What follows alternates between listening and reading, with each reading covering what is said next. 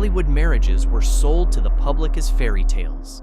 The handsome star, the beautiful wife, the perfect life behind the studio gates. The fan magazines built their circulation on it. The publicists built their careers on it. And behind almost every one of those carefully managed images, somebody was doing something they absolutely should not have been doing. Here are 10 Golden Age actors who destroyed their marriages, and the names involved will surprise you. Number 10, Clark Gable.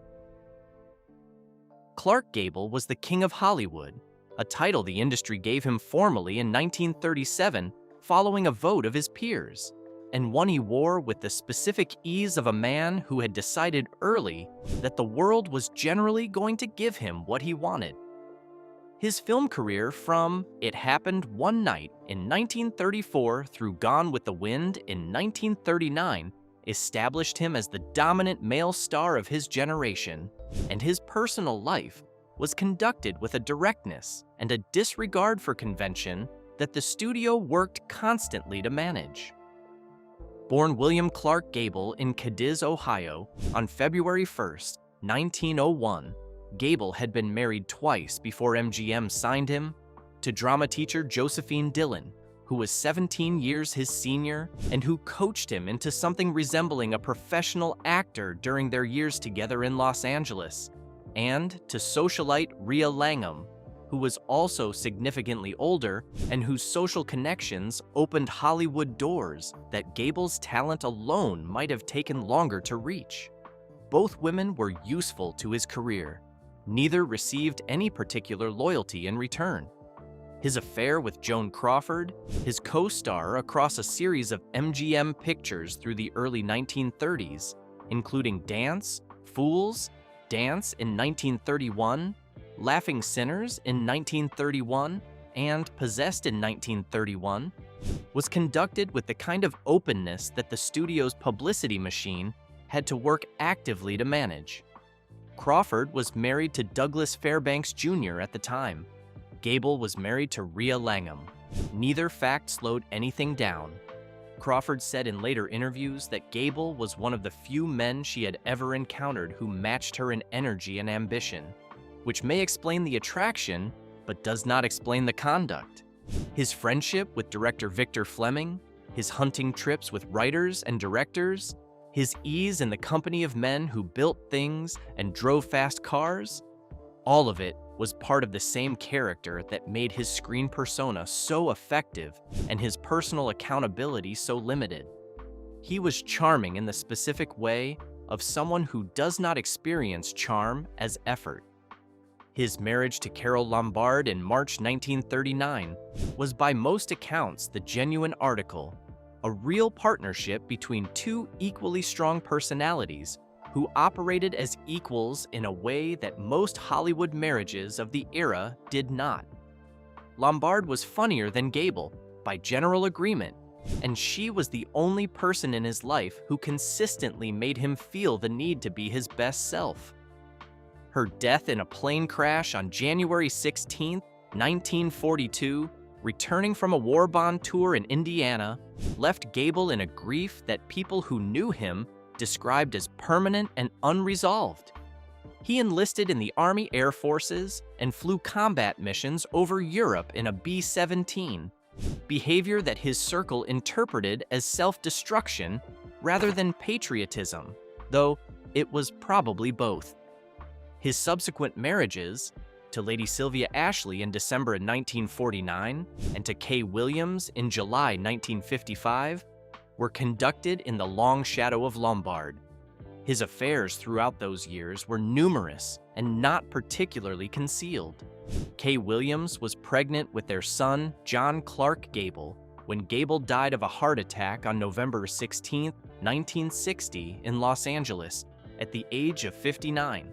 16 days after completing The Misfits with Marilyn Monroe, a production whose physical demands, conducted in the Nevada desert in extreme heat, had exhausted him beyond what his compromised heart could sustain.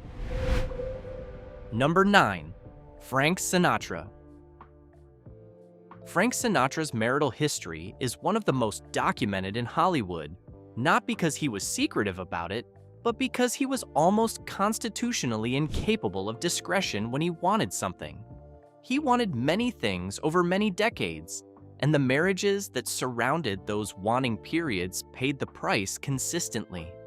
Born Francis Albert Sinatra in Hoboken, New Jersey, on December the 12th, 1915, Sinatra married his childhood sweetheart Nancy Barbado in February 1939. They had 3 children, Nancy, Frank Jr., and Tina, and Nancy Sinatra Sr. built her entire life around the marriage and around supporting her husband's career through its lean early years and its extraordinary rise. She managed the household, raised the children, and maintained the domestic stability that gave Sinatra a base from which to operate. By the mid-1940s, the career had produced a fame that Sinatra navigated with very little discipline, and the press covered his behavior at concerts, at nightclubs, and with a rotating cast of women with an enthusiasm that the marriage could not realistically absorb. His affair with Ava Gardner began while he was still married to Nancy, conducted on a scale that made concealment impossible and that Sinatra appeared to find inconvenient rather than troubling. He pursued Gardner across continents with a persistence that was publicly documented in the press of 3 countries, and that produced one of the most combustible relationships in Hollywood history. 2 people of equal force, equal pride, and equal unwillingness to subordinate themselves to the other. He divorced Nancy in 1951, married Gardner the same year, and found that living with the woman he had destroyed his first marriage to pursue was considerably more difficult than pursuing her had been. Their arguments were as public as their romance had been, and their divorce in 1957 was as thoroughly reported as every stage of what preceded it. Gardner later said that Sinatra was the love of her life. Sinatra said the same about Gardner. Neither of them found a way to live with the other that lasted more than 6 years total, including the period of the affair. His third marriage to actress Mia Farrow in July 1966, she was 21, he was 50, attracted immediate press attention for the age gap and lasted 2 years before collapsing over a scheduling conflict that was also a statement about priorities. He served her with divorce papers on the set of Rosemary's Baby in 1968 because she had declined to leave the production to appear in The Detective with him, a decision that director Roman Polanski and producer William Castle had supported as professionally reasonable and that Sinatra had experienced as a betrayal. His fourth marriage to socialite Barbara Marx in July 1976 lasted until his death in 1998. A span of 22 years that constituted the most stable domestic arrangement of his adult life. Frank Sinatra died on May 14, 1998, in Los Angeles, at the age of 82. Number 8. Humphrey Bogart. Humphrey Bogart went through 3 marriages before he was 45, and the pattern across all 3 was sufficiently consistent that even Bogart, who was not a man given to extended self-examination, eventually acknowledged it. He was difficult to live with, he was unfaithful, and when a more interesting woman appeared, the existing marriage became an obstacle rather than a commitment. Born Humphrey DeForest Bogart in New York City on December 25, 1899, he came from a prosperous family, his father a physician, his mother a commercial illustrator, and found his way into theater through connections the family provided. He married actress Helen Menken in 1926. They divorced in 1927 after less than a year, citing irreconcilable temperamental differences that were apparently visible to everyone before the wedding and binding to no one. He married actress Mary Phillips in 1928. Phillips was working regularly in New York theater and was unwilling to follow Bogart to Hollywood when his film career began accelerating in the mid-1930s.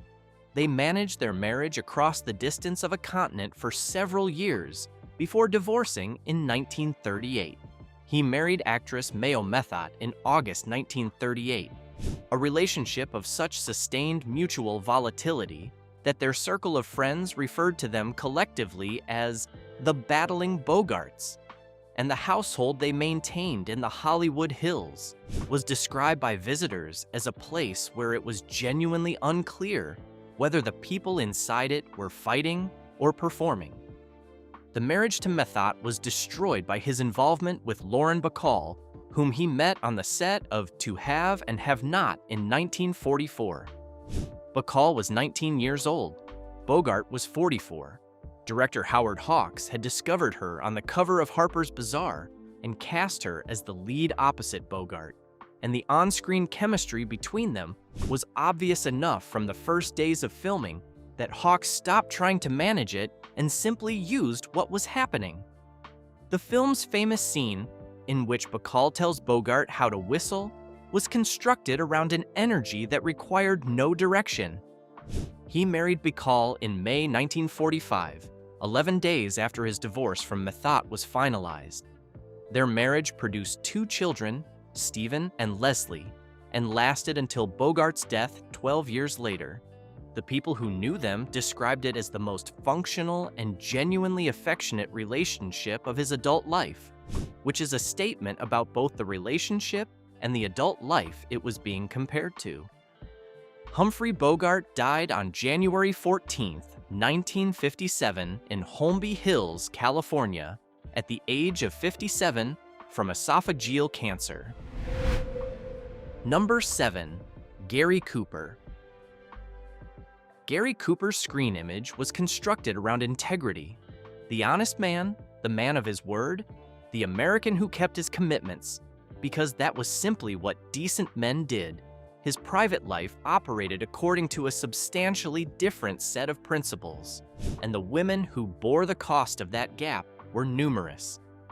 Born Frank James Cooper in Helena, Montana on May 7, 1901, Cooper arrived in Hollywood in the mid-1920s and became a star with a speed that the industry's social world immediately surrounded with opportunity.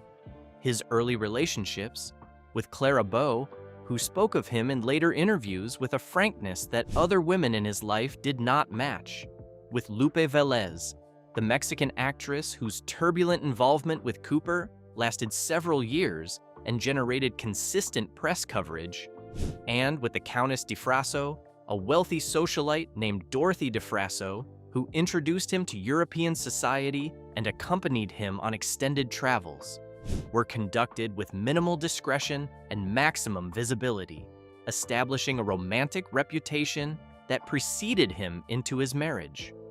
He married Veronica Balfe, known as Rocky, in December 1933 at her family's home in Southampton, New York. She was a socialite from a prominent family, a Catholic, and a woman of sufficient resolve that when Cooper came close to leaving her for Patricia Neal 2 decades later, she simply refused to make it possible. The marriage produced 1 daughter, Maria Cooper, and lasted until his death. His affair with actress Patricia Neal, which began during the filming of The Fountainhead in 1948, when Cooper was 47 and Neal was 22, was serious enough that he came very close to leaving Rocky for her. Neal, in her memoir As I Am, published in 1988, wrote about the relationship with a candor that made clear she had believed it was leading somewhere permanent, that Cooper had genuinely intended to leave his marriage.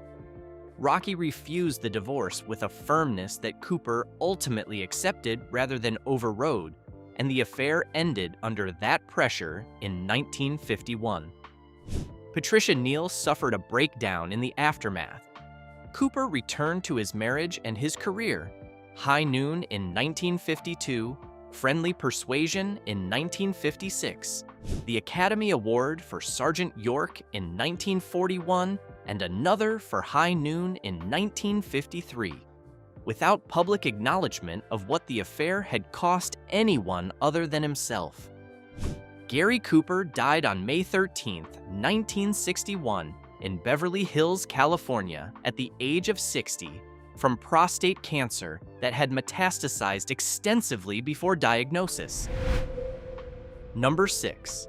Errol Flynn.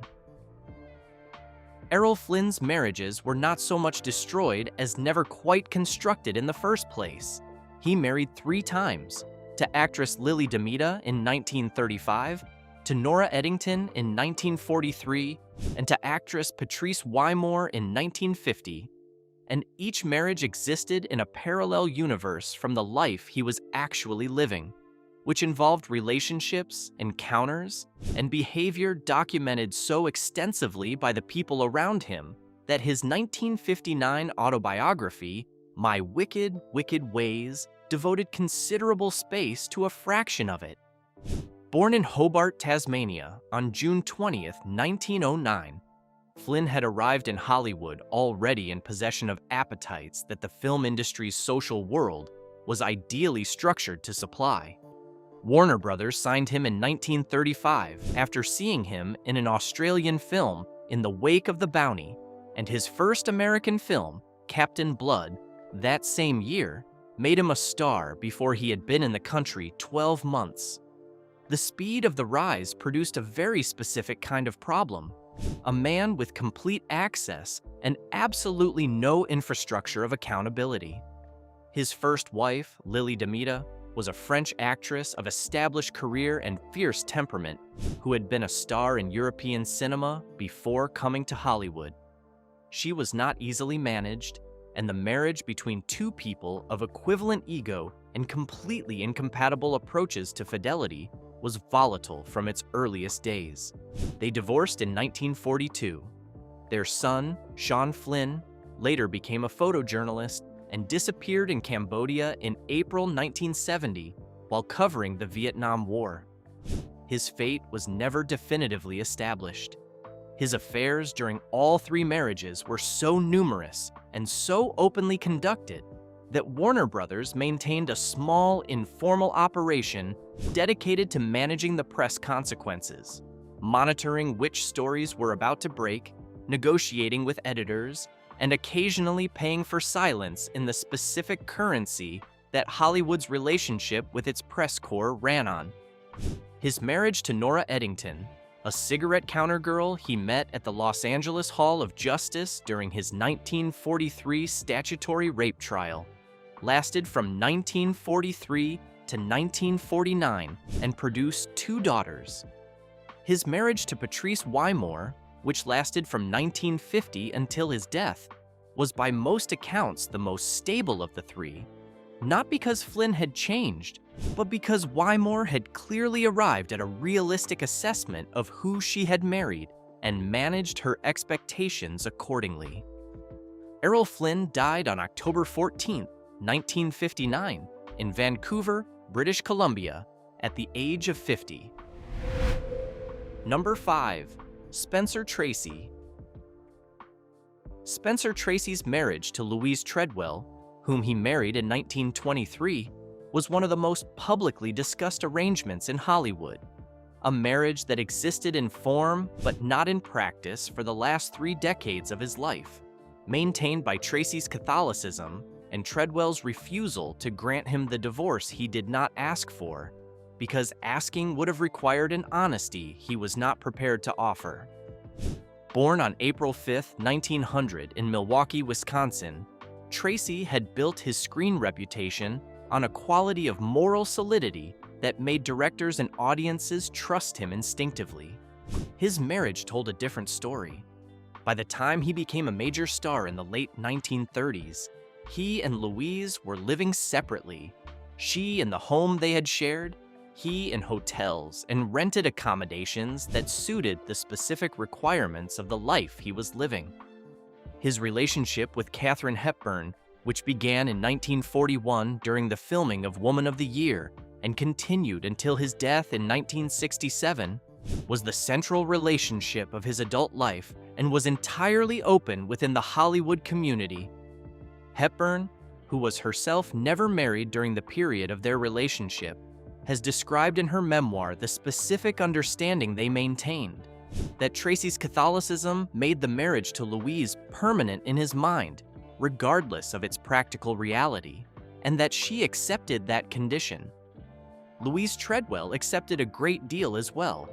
Decades of public knowledge that her husband's emotional life was conducted elsewhere, managed by the specific discretion that the press and the industry extended to men in Tracy's position, and that women in Louise's position had no choice but to accommodate.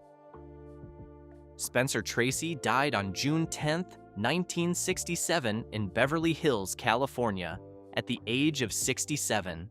Louise Treadwell was with him when he died. Katharine Hepburn was not. Number 4.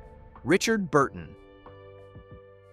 Richard Burton's marriage to Sybil Williams, whom he had married in February 1949, who had stayed with him through a decade of infidelities that she was aware of, and that he made limited effort to conceal, ended because of Elizabeth Taylor in a way that was so public and so operatically conducted that the Vatican issued a statement about it. Born Richard Walter Jenkins Jr. in Pontrydyffryn, Wales, on November 10, 1925, Burton had built a reputation as one of the finest stage actors of his generation before Hollywood began pursuing him in the early 1950s. His personal reputation for infidelity was established well before Cleopatra. He had conducted affairs throughout his marriage to Sybil that were known within the theater and film worlds. But it was the affair with Taylor that transformed a private pattern into an international event. The production of Cleopatra in Rome in 1962 was already the most expensive and most troubled film in Hollywood history when Burton and Taylor began an affair in front of an international press corps that had nothing better to report from the set. Both were married. The photographs of them together were printed across Europe and America with a consistency that made the affair global news for months before either acknowledged it publicly. Sybil Williams divorced Burton in 1963. Taylor divorced her fourth husband, Eddie Fisher, the same year. Burton and Taylor married in Montreal in March 1964, the first of their two marriages, which lasted until 1974. They remarried in 1975 and divorced again in 1976. The relationship between them, intensely loving, equally combustible, fueled by the specific energy that two people who drink heavily together generate, was both the most celebrated romance of their era and a sustained demonstration of why some things that are real are not necessarily functional. Richard Burton died on August 5, 1984, in Séligny, Switzerland, at the age of 58. Number 3. Charlie Chaplin. Charlie Chaplin's pattern of relationships with very young women was so consistent and so documented that its description requires no embellishment. He married 4 times. The first wife, Mildred Harris, was 16 when they began their relationship, and 17 when they married in October 1918. Chaplin was 29. She became pregnant, which precipitated the marriage, and gave birth to a son in July 1919, who lived only 3 days. They divorced in 1920 after a bitter legal battle over assets in which Harris had the support of public sympathy and Chaplin had the support of better lawyers. Born Charles Spencer Chaplin in London on April 16, 1889, Chaplin had become the most famous film comedian in the world by the time of his first marriage, and the fame surrounded him with access that he exercised without apparent restraint or reflection. His second wife, Leda Gray, was 12 years old when Chaplin first met her. She had appeared as an angel in The Kid in 1921, and 15 when he began pursuing her seriously during the casting of The Gold Rush in 1924. She was 16 when he married her in Mexico in November 1924. The marriage arranged specifically to prevent statutory rape charges from being filed. Chaplin was 35. Their son, Charles Spencer Chaplin Jr., was born in May 1925. Their son, Sidney Earl Chaplin, in March 1926. The divorce proceedings that Lita Gray's attorneys initiated in January 1927 produced a legal complaint of 52 pages that detailed Chaplin's behavior with such specificity, naming 5 women with whom he had conducted affairs during the marriage and describing his sexual demands with clinical precision, that the document was banned as obscene material in several American jurisdictions. The press coverage was global. The financial settlement, reportedly around $825,000, the largest in California divorce history at the time, wiped out much of what Chaplin had accumulated. His third marriage to actress Paulette Goddard was conducted with deliberate ambiguity. They maintained that they had married privately in 1936 during a trip to China, but neither ever produced documentation, and the marriage's existence was used by Chaplin to prevent Goddard from pursuing other relationships without constituting a legal commitment he had to formally dissolve. They separated in 1940 and divorced in 1942. His fourth marriage to Una O'Neill in June 1943, she was 18, he was 54, lasted until his death and was by all accounts the most stable and loving relationship of his life. Una's father, playwright Eugene O'Neill, disowned her on the day of the marriage and never spoke to her again. They had 8 children together. Charlie Chaplin died on December 25, 1977 in Coursier-sur-Vevey, Switzerland, at the age of 88. Number 2. Cary Grant. Cary Grant was married 5 times and cultivated an image of romantic elegance so complete that the gap between the image and the reality of his marriages is one of the more striking in Hollywood history. The elegance was real. It was the product of decades of deliberate self-construction by a man named Archibald Leach, who had arrived in America from Bristol with very little except determination and extraordinary physical gifts. What the elegance concealed was a personal life of significant complexity. Born Archibald Alexander Leach in Bristol, England, on January 18, 1904, Grant had come to Hollywood via vaudeville and Broadway and reinvented himself so completely that even the people who worked with him regularly struggled to locate the person behind the persona. His 5 marriages, to actress Virginia Cherrill in 1934, to heiress Barbara Hutton in 1942, to actress Betsy Drake in 1949, to actress Diane Cannon in 1965, and to Barbara Harris in 1981, spanned nearly 5 decades, and none of the first 4 survived. His marriage to Barbara Hutton, the Woolworth heiress, was one of the most discussed of the era. The press nicknamed them Cash and Carey, which captured the general suspicion about motivation that surrounded the union. Both denied the characterization. They divorced in 1945. His marriage to Diane Cannon produced his only child, a daughter named Jennifer, born in 1966. Cannon's subsequent divorce filing and the custody proceedings that followed produced allegations about Grant's behavior, his use of LSD as part of supervised therapeutic treatment, his emotional volatility during the marriage, that he disputed with limited effectiveness in the press, his bisexuality, which was widely discussed within Hollywood for decades, was something he never publicly acknowledged during his lifetime, but that several biographers and former companions have addressed in detail since his death. Cary Grant died on November 29, 1986 in Davenport, Iowa at the age of 82 from a cerebral hemorrhage. Number 1. Marlon Brando. Marlon Brando's marriages, 3 of them, to actress Anna Kashfi in 1957, to actress Movita Castaneda in 1960, and to Tarita Taripea in 1962, were each destroyed by a combination of his infidelity, his emotional unavailability, and his fundamental conviction that the ordinary obligations of marriage were not obligations that applied to him.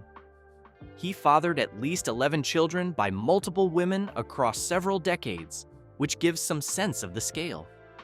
Born on April 3, 1924, in Omaha, Nebraska, Brando had transformed American film acting with A Streetcar Named Desire in 1951 and On the Waterfront in 1954. Performances of such raw emotional honesty that they permanently changed what film acting was understood to be capable of. His personal emotional honesty operated on a different schedule from his professional emotional honesty. His marriage to Anna Kashfi, which lasted from 1957 to 1959, was accompanied by a dispute about Kashfi's background. She claimed to be Indian. Brando claimed she was Irish Welsh. That was conducted publicly and with a bitterness that suggested the marriage had been in difficulty before the dispute provided formal grounds for it. Their custody battle over their son Christian Brando was prolonged and damaging to everyone involved, including Christian, whose own troubled life ended in 2008. His marriage to Movida Castaneda overlapped with his involvement with Tarita Teripaya, the Tahitian actress he had met during the filming of Mutiny on the Bounty in 1962, whom he married that same year while still technically married to Movida. He purchased an atoll in French Polynesia, Tetiaroa, partly as a consequence of the time he spent there during that production, and the island became a retreat that he used for the rest of his life. The pattern of relationships outside all three marriages was consistent enough that the details of specific affairs attracted relatively little individual attention. The broader pattern consumed whatever attention might otherwise have been directed at any particular instance. Marlon Brando died on July 1, 2004, in Los Angeles, California, at the age of 80. Hollywood has always produced a particular kind of man, celebrated, powerful, surrounded by opportunity, and largely unaccountable for the damage done in private while the public image remained intact. The industry built systems to protect those images and employed people to manage the consequences of what happened behind them. The women who married these men and spent years inside those arrangements paid costs that the fan magazines never reported. What the decades since have produced, slowly and incompletely, is a fuller picture.